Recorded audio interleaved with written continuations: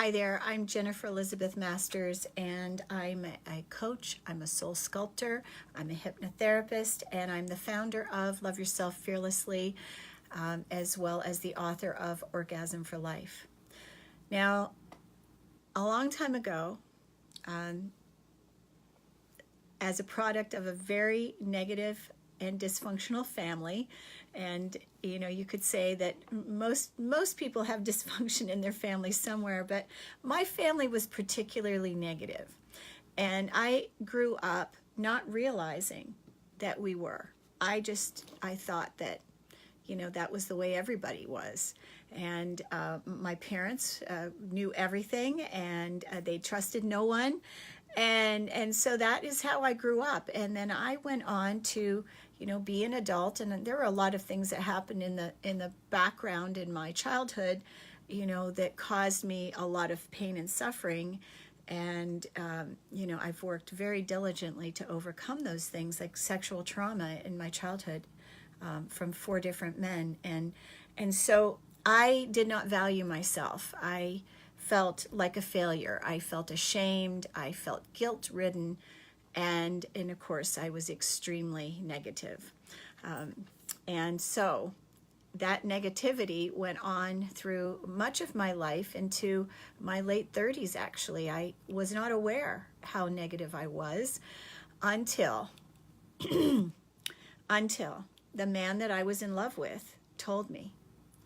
And it devastated me because he told me he didn't want to take me out with his friends any longer. He said that I was just too negative, and so I was devastated. And hearing that from him caused me to go on a deep soul search, very a very deep soul search.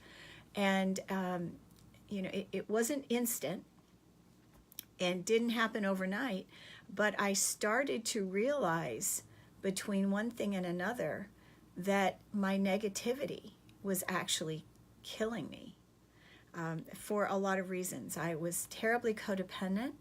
I was very afraid, and instead of affirming positive things, I focused on the negative. It was my go-to place. It was the first thing that I thought of was the worst case scenario. This will never happen. I can't do that. And of course, I wasn't successful. And the truth is that as long as we are thinking these thoughts about ourselves, that we'll never succeed, that we aren't enough, we are standing in the way of us and our success, not only success, but our happiness.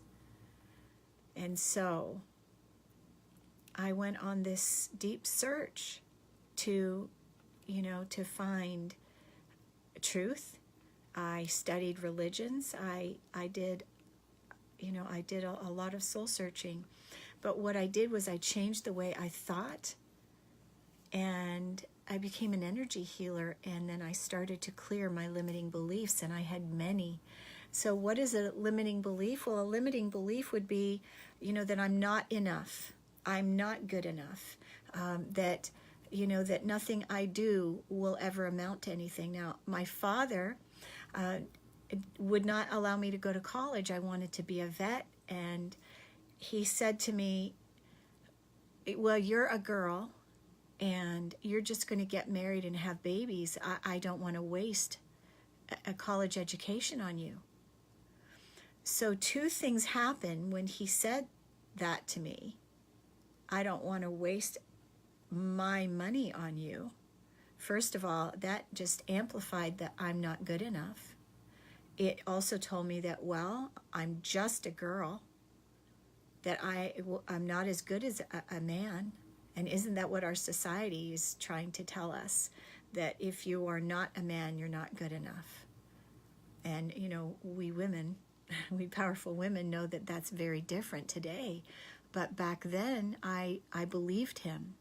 And so as long as we believe something to be true, and that's what I did, I believed what he was telling me was true, it limited how successful I was. I had failed relationship after failed relationship because my father believed and instilled a belief in me that I wasn't good enough, that I would never succeed.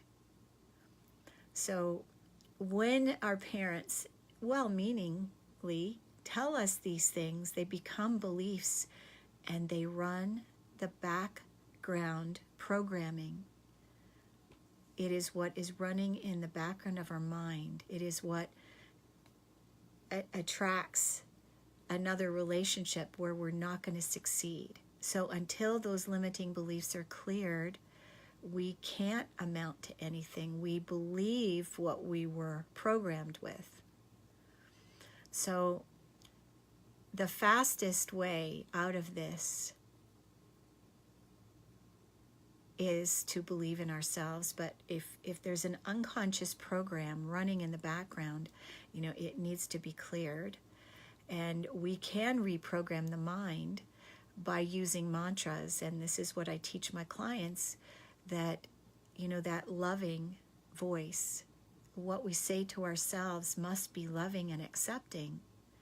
And so the first thing that I would say is to change that programming. Instead of letting the ego voice, the small voice that's yakety yakety yak, telling us, oh, you're not good enough, you'll never succeed, remember what your father said, you aren't good enough, you're just a girl, it's never going to happen. That's that ego. So we have to shut that down and give our minds something to do that overrides that background noisy chatter. And that's what I do with my clients. I help them, I give them these special mantras that overrides the background noise. And you can do it. I believe in you. I believe in you.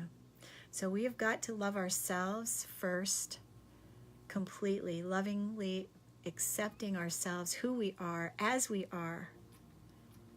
And we will find ourselves stepping into our power. That negativity that I had made me sick. I had sinus infections, fibromyalgia, Epstein Barr, and I changed the way I thought. And I started to love me. I'm Jennifer Elizabeth Masters. This self-love piece is the missing link to your happiness. When you lovingly accept you as you are, it is amazing. You will become unstoppable. I believe in you. I have a self-love quiz on my website, jenniferelizabethmasters.com. It's free, and I think you're going to like it. jenniferelizabethmasters.com. Thank you so much for watching. Much love.